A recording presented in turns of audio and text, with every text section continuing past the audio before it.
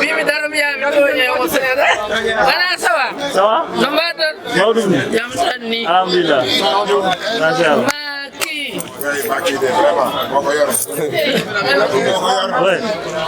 Tinde ak yàlla wal. Amin. Sawale so. Macky moo ko yor. Kala fu bono kam. Agay gasi. Ngel mo jam. Kula koy. Macky ko jogi yo mo wala ko dum. Yo may tous. Donc Pape Cheikh Ngondo ko joni Allah dimine porchaine avec une forte délégation au milieu de Libreville ngari tew mi do hen ne wana coalition men no benno bokk yakar porchaine mi ngari ko wadde campagne no badan ni ko non tan badde ten te wonno ko jiduɓe yimmay baba jiduɓe yidde kawri do ngoli do mbele Macky de majorité assemblée nationale te kanam Macky Sall ba ko yor Macky rek. Macky rek. ko yalla moy fof la Macky jeyi Machallah. Macky Sall hande ko nyalaw. Aywa.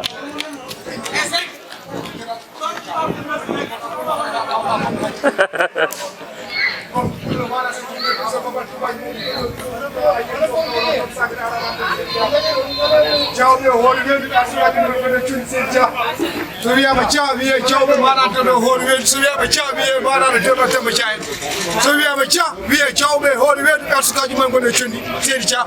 Boko ma namal bonna bingo mo jago bonna tedungal bonna pulago. So yoni ay pulu mo nyiwe pulu so sige pulu. So limni kan ay pulu o mo tembo ciao. Nani boko ma namal bonna bingo mo jago bonna tedungal. Ciao ciao mio Hollywood. Sedi ciao.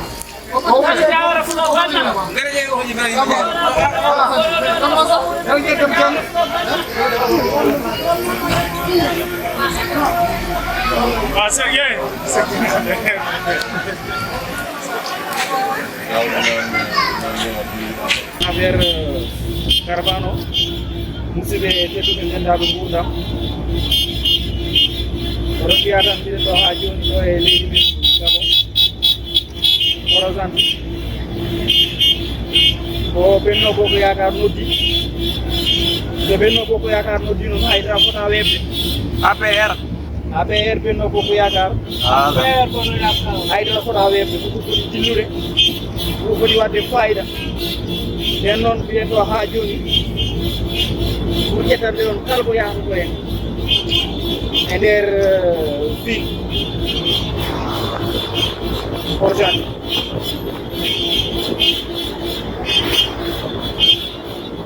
dañuy préparé wu caravane bu am solo dañ leen di wax rek ngeen resté connecté wu ñi nga xamante ni ñu ngi ci chaîne bi képp ku abonné wu rek ñu ngi lay naan nga abonné wu rek ngeen like seen commentaire aussi comme ni ma leen ko waxee rek ngeen bàyyi seen commentaire seen avis ak ngeen partager maximum oron mbiyaɗon ha joni assalamu aleykum wa rahmatullah wa YEWENDE TV on calminama mi demone yettodemo ɗo goto kede woni ɗon fof mi calmini on mi mbaɗi on siyar nden ñagano Allah moƴƴere hande mbiɗen ɗo e caravane A.P.R porchaine aɗa jiɗi e garɗo ɗo A.P.R ɓe mbaɗa préparé hande ɓe mbaɗi ɗo e hôtel woto réunion ɗo e YEWENDE TV hande no fof ɗum calmini seydi gangue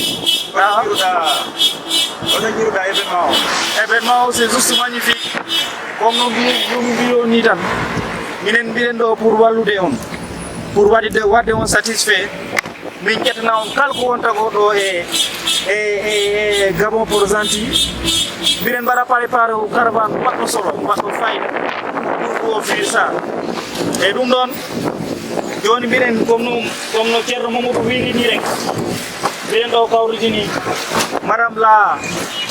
madame la députée comme noon jiruɗon ni rek inchallah haydara weɓata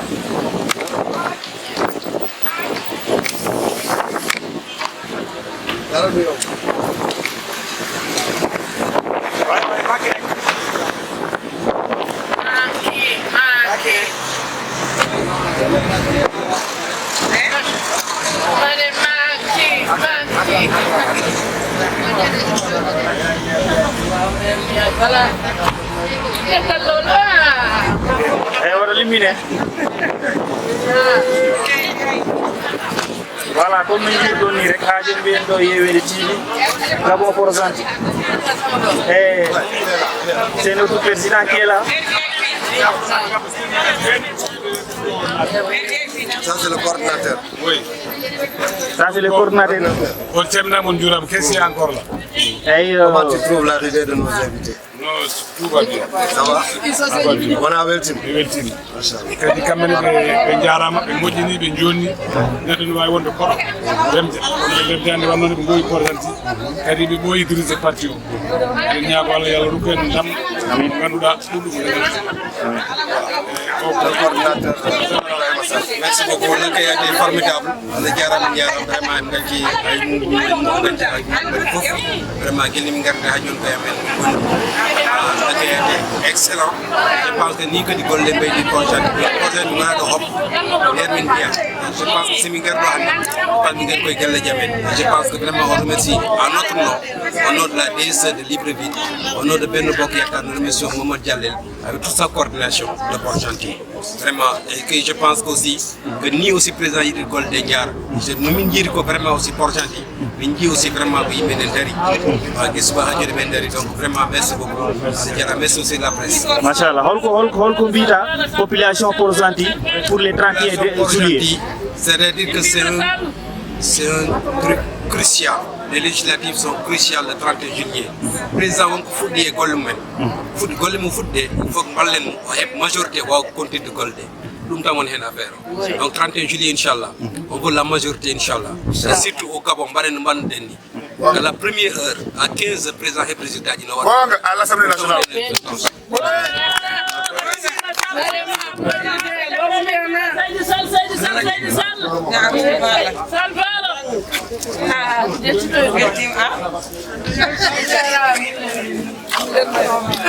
Assalamu alaikum. Alhamdulillahi rabbil alamin alamin kulli yawm bismillahir rahmanir rahim min wortiri alhamdulillahi rabbil alamin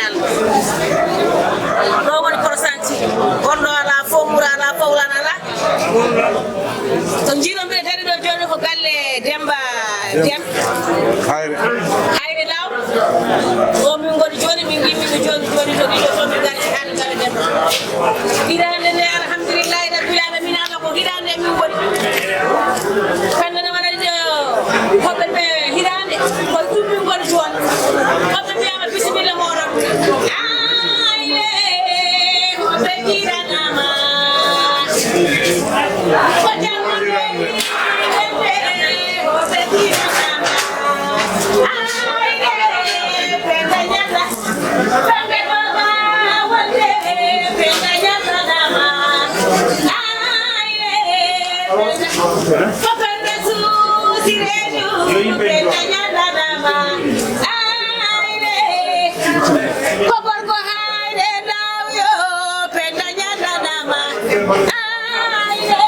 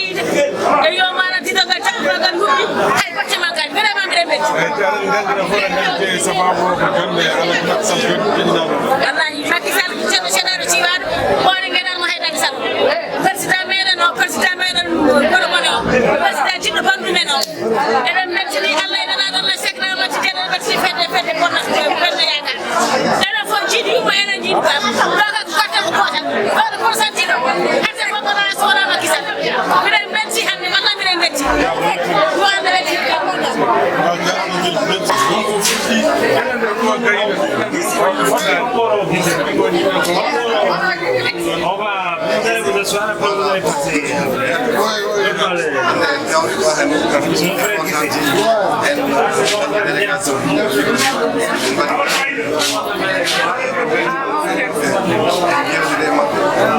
itti message maɓɓe message wona neɗɗo soit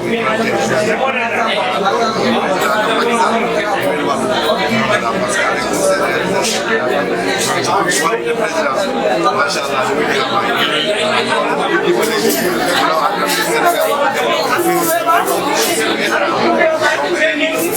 ñagonomo kellam hokkamo wawde jogade leydi au 31 juillet kam porchaine inchallah comme d'habitude on va avoir la victoire inchallah directeur de campagne. voilà ici le coordonnateur directeur de campagne ici à Porchaine. Inch'Allah, on va rencontrer les